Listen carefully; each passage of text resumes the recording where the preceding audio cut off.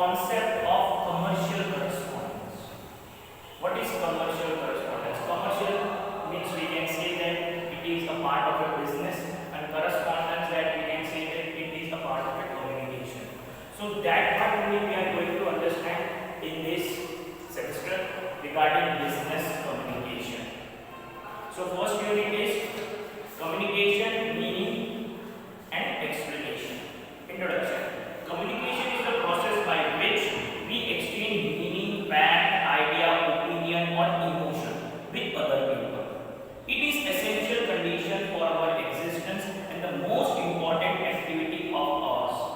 The word communicate has been derived from the Latin word communicare, that means to share or to participate. Here the word communication means we are exchanging our ideas, we are transmitting, we are doing communication part, we are speaking, we are sharing our ideas. The word communicate is derived from a Latin word which is communicare, that means to share or to participate. You are sharing something that we can say that is a part of communication.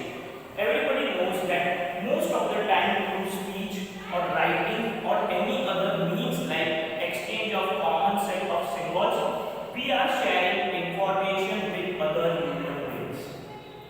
It is therefore first and foremost a social activity. A man as a social animal has to communicate. Hence the importance of communication for every human being.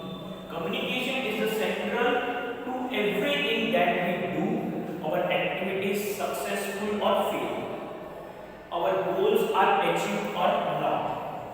According to our ability to communicate effectively, every organization, whatever its business or size, is held together by communication. It has to perform its function through the process of communication. Each and every business unit, whether it is a small or is a big in size, they has to do communication part. They has to share their ideas. They has to share their business activity which they are going to perform. Even we can say that by doing the business also, the individual has to do communication with the customers, so that the customers know regarding the product, regarding the service which they are coming for purchasing it. This all things in a business organization the individual has to communicate. We can say that communication we can do by many ways. In further chapter, in this chapter only we will understand regarding the various parts of communication, such as we can say that as we can do oral communication, we can do as a written communication, verbal communication, non-verbal communication. These all types we are going to understand in this chapter. Whether we are walking, talking, playing, sitting or even sleeping, a message is being formulated and transmitted. Man, who is a social animal, is constantly interacting with other individuals. Here we can say that if we are talking or if we are playing, we are doing anything, we are studying, at that time also we are communicating with other individuals. So we can say that the man is a social animal. Social animal, we can say that he is communicating, he is interacting with other people or other human beings. For him, it is necessary to understand the art of communication and apply or modify it in a suitable manner. Man possesses the ability to communicate, which is more than a composition of certain physical attributes, vocal cords, and so on. He has the ability to symbolize or understand the concept in the terms of image or symbols. Communication, then it may be stated, is a much more than understanding of the spoken or written language. It is a composite of a symbol, gestures, and illustration that accompany either the spoken or in the written words. The individual is communicating. He should use the proper pronunciation of word. He should have the proper voice, so the other individual should understand what the individual is trying to say. It should not be in a way that the other individual is not getting what the individual is trying to say.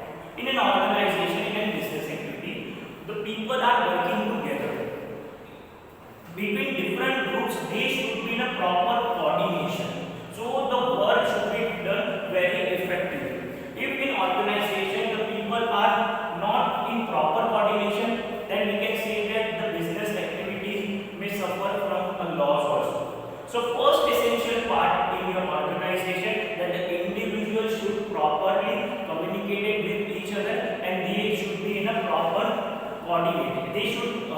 They should do communication in a coordinated way.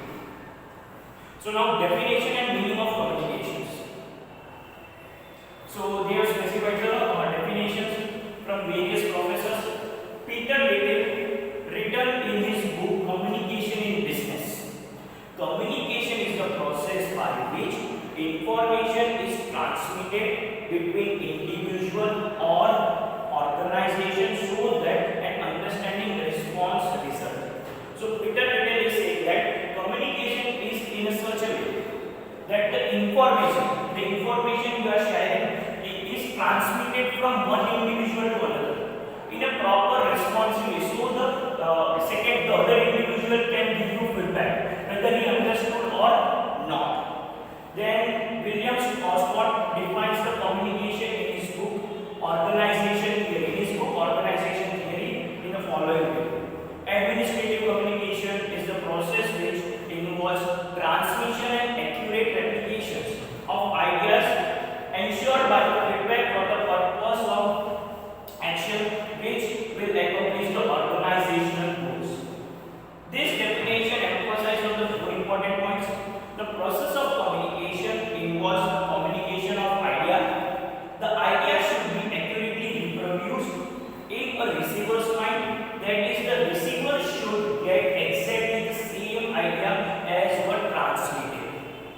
The third part is the transmitter is ensured for the accurate reproduction of ideas by feedback. That is the receiver response which is communicated back by the transmitter. And as communication is the two-way process.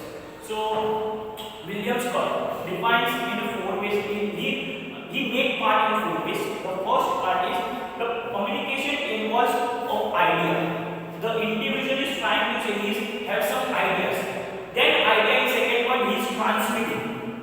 That means he is encoding. He is sharing. He is giving message to other individual. So the third point is the receiver, or we can say that the transmitter who is receiving the message should decode it properly, should understand it properly, so that he can give a proper feedback. And in fourth point he says that it is a two-way communication, not a single way. The one is sharing the idea, the other one is getting it, he is understanding it, he is giving the feedback by saying yes or no. So communication is in a two ways, from one individual to other and other to the world. Then Gellerman says communication may be said to be effective when a message is received by its intended audience, interpreted in essentially the same way by the recipient as by the sender, remember overall the reasonably extended period of time, and used when appropriate occasion arises. This definition includes all stages essential to make communication effective. In this definition, the Gellerman is specifying that the one who is sharing his idea should use in a proper time when it is required. When the occasion arises, he should not use or he should not share his ideas when the person or the other individual is not required his idea. So at the proper time, at a proper place, he should use the ideas which he feels to the other individual when the part is essential. Kuntz defines communication the means of by which organized activity is unified, behavior is modified, change is effected, information is made productive, and the goals are achieved. Kuntz says the communication the individual should use when the organized activity is unified. When the individuals in organization are coordinated in a united way, behavior is modified. The behavior the essential is required should be in a modified manner. Change is effective. The change should be needed in your organization. Information is made productive. The information the one is sharing should be useful for the organization. That's why he says that it should be in a productive manner. And the goals are achieved. At last, by that communication part, the goal should be achieved. After that, Terry and Franklin defines, according to the Terry and Franklin, communication is the art of developing and attaining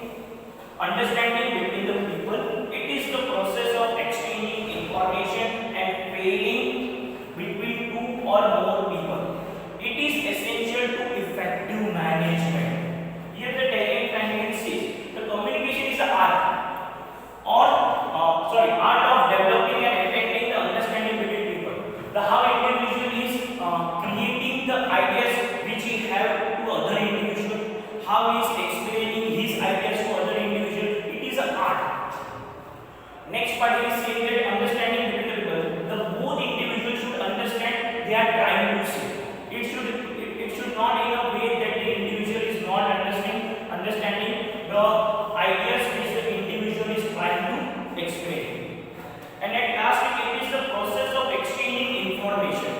So it is the process of exchanging information. You are exchanging the information with each other and feeling between two or more people, and the feelings to have that you are sharing with each other.